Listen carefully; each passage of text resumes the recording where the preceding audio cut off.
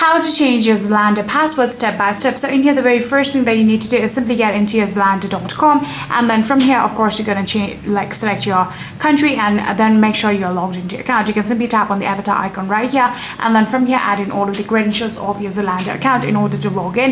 And after logging into your Zalando account, of course, you're going to get to the dashboard of it. So in here, you can either use the application version of it. It really does not matter. Like I said, all you need to do is make sure you're logged into your account, right? So after logging into your account, like I said, you'll get into the dashboard just like this, and then from there you'll again need to tap on that same avatar icon. And now when you're logged into your account, you can actually get into my account option. Tap on that one, and then from there you can get login data and security. Tap on that one, and then you can actually get the edit button next to your current password. Simply tap on that edit button, and then from there you can enter your existing password, then enter your new password, and then re-enter your new password. Then tap on save, and just like this, you'll successfully be able to change your Zalando password step by step. So that's it.